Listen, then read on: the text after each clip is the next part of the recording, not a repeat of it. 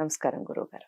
ఆశీర్వచనం తల్లి. చాలా మందికి నరదృష్టి, ఈ నరదృష్టికి నల్లరాయిలైన పలిగిపోతాయి అనేది సామెత కూడా ఉంది, మనం అంటూ ఉంటారు.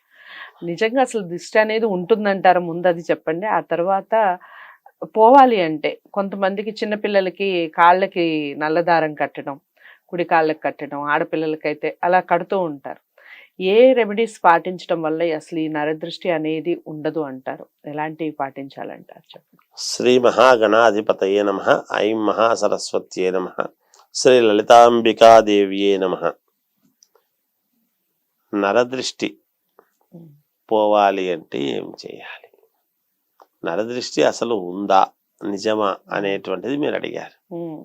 100% ఉన్నది. నరుడి యొక్క దృష్టి ఎప్పుడు కూడా, అంటే అందరూ అలాగే ఉంటారు అని కాకుండా, కానీ చూడంగానే అబ్బా వీళ్ళేదో బాగున్నారు, వీళ్ళ ఇది బాగుంది అని ఇలా కొంతమందికి దిష్టి కళ్ళు ఉంటాయి. మనం భోజనం చేస్తూ ఉన్నప్పుడు చూసినా అది అరగదు. ఇంకా కొంతమంది చూస్తే మనం ఏదైనా కాస్త మంచి వస్త్రం కట్టుకుని బయటికి వెళ్ళినా అబ్బా ఈయన ఎవరో చూశారు అనుకోండి, దిష్టి తగలటం అనేటువంటిది జరుగుతుంది. నరదృష్టి అనేటువంటిది ఎప్పటి నుంచో ఉంది, ఎప్పుడూ ఉంటుంది కూడా. ఇది ఇప్పటికి పోతుంది అని మనం చెప్పలేం. ఎందుకంటే చూసేటువంటి వాడిలో దృష్టి మారేంత వరకు అది ఉంటుంది ఎప్పుడు కూడా. దీనికి మనము సహజంగా ఆడవాళ్ళు వీళ్ళందరూ కూడా ఏం చేస్తారంటే ఎడమ కాలిలో కాటుక పెట్టుకోవడము, ఎడమ చేతిలో కాటికి పెట్టుకోవడం అనేది ఉంటుంది సహజంగా. మరి అది కనపడదు కదా దిష్టికి. కనపడితే కదా ఎదుటివాడికి, అదైతే కనపడదు కదా. అరికాల్లో పెట్టుకున్నా, ఒకవేళ అరచేతిలో పెట్టుకున్నా బయటి వాడికి ఏం కనపడుతుంది అంటే, కనపడకపోయినా పర్వాలేదు, కనపడాల్సిన పని లేదు. కానీ మనల్ని చూసినా మనలో ఉండేటువంటి ఇది ఏదైతే ఉందో, దిష్టి చుక్క అనేటువంటిది ఎప్పుడైతే శరీరానికి ఉందో అది మనకు అంటదు ఒకవేళ చూసినా. అందుకనే ఇప్పుడు చాలా మంది ఎడమకాలికి కాస్త దారం కట్టుకోవడం, నల్లటి దారం కట్టుకోవడం కానీ ఇలాంటివి చేస్తూ ఉన్నారు.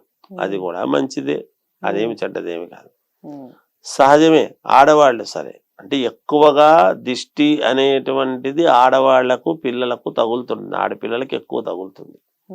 ఎందుకంటే దృష్టిని ఒక్కసారిగా నగలు, మంచి చీర, అలంకారము చేసుకునేటువంటి విధానము స్త్రీమూర్తులకు, నారీమణులకు కొంచెం ఎక్కువ. అమ్మాయిలకు ఎక్కడికన్నా వెళ్ళాలి ఫంక్షన్ అనేటప్పటికీ చూడండి, చెవులకు, ఈయనెత్తి మీద, గొంతుకు, భుజాలకు భుజకీర్తులు, ఇంకా ఈ కంకణాలని, ఏవేవో ఆద్యంత పర్యంతము, నఖసిక పర్యంతము, కింద గజ్జలు, ఇక అనేక రకాలు అన్నీ ఉంటాయి. ఇవన్నీ కూడా ఈ మగవాడికి ఇన్ని హంగులు ఏముంటాయి? వేసుకుంటే వాడు మహా పెద్ద ఇదైతే ఒక బ్రాస్లెట్ వేసుకుంటాడు, లేకపోతే మెడలో ఒక చైన్ వేసుకుంటాడు. ఈ చెవులకు పెట్టుకుంటాడా, ముక్కుకు పెట్టుకుంటాడా, నడుముకు వడ్డానం పెట్టుకుంటాడా, ఏముంటాయి తల్లి.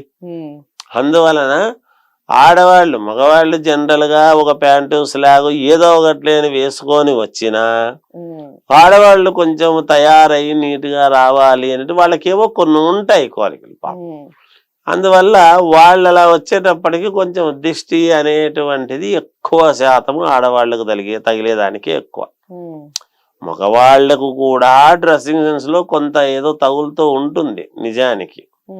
ఇలా తగిలినప్పుడు చేసుకోవాల్సినటువంటిది ఏమిటి అంటే, ఇంటికి వెళ్ళిన తర్వాత కాస్త బయటనే నిలబడి కాస్త నిమ్మకాయ దృష్టి తీసుకొని బయట పడేస్తే చాలా యోగవంతముగా ఉంటుంది. ఇది ఆడవాళ్ళైనా మగవాళ్ళైనా.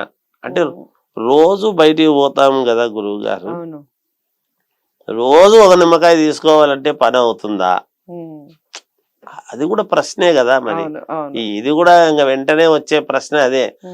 ఆయన చెబుతారు, గురువు గారు పొద్దున్న లేస్తే బయటికి పోతుంటాం, తిరుగుతాం, సాయంత్రం అయితే రోజు నిమ్మకాయ కావాలంటే ఇప్పుడు నిమ్మకాయల రేట్లు కూడా చాలా పెరిగినాయి, ఎక్కడవుతుంది అనేటువంటి ఇది ఉంటుంది, సహజం అది.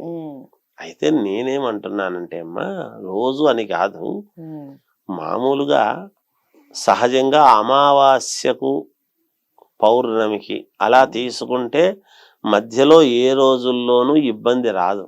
ఉమ్, నెలకు 2 సార్లు ఉమ్. ఈ ఈ మనుషులు దిష్టి ఎవరితో తీయించుకుంటే మంచిదంటారు అసలు? సహజంగా దిష్టి తీసుకునేటువంటి దానికి ఇంట్లో పెద్దవాళ్ళు ఉంటారు ఎప్పుడూ కూడా. ఉమ్, అమ్మమ్మలు, నాయనమ్మలు, నాయనమ్మలు. ఉమ్, లేదు తల్లి ఉమ్, ముఖ్యంగా. ఉమ్. వీళ్ళు తీస్తే తీసుకునేటువంటి వాళ్ళకంటే తీర్చుకునేటువంటి వాళ్ళకంటే తీసేవాళ్ళు పెద్ద పెద్దవాళ్ళై వయస్కులై ఉండాలి. ఉండాలి. ఉమ్, దిష్టి పోవడం అనేది జరుగుతుంది. ఓకే. ఇవి కొంచెము అందుకనే మగవాళ్ళు ఎప్పుడూ కూడా బొట్టు పెట్టుకోవాలి. ఎవరైనా బొట్టు పెట్టుకుంటే ఈ బొట్టు అనేటువంటిది తీసేస్తుంది అనమాట దిష్టి ఉమ్, ఎప్పుడు కూడా. ఓకే. సరే అందరూ పెట్టుకోరు కదా, ఉద్యోగాలు చేసుకునే వాళ్ళు ఉమ్, ఎన్నో రకాల వాళ్ళు ఉంటారు. అవును, అవును. వాళ్ళందరికీ అంటే ఉమ్, మామూలుగా అమావాస్యకు పౌర్ణమికి ఒక్కసారి, అమావాస్యకు ఒక్కసారి నిమ్మకాయ దిష్టి తీసుకుంటే మళ్ళీ వాళ్ళకి ఎటువంటి ఇబ్బందులు ఉండవు. ఓకే. చాలా చక్కగా వివరించారు గురువు గారు.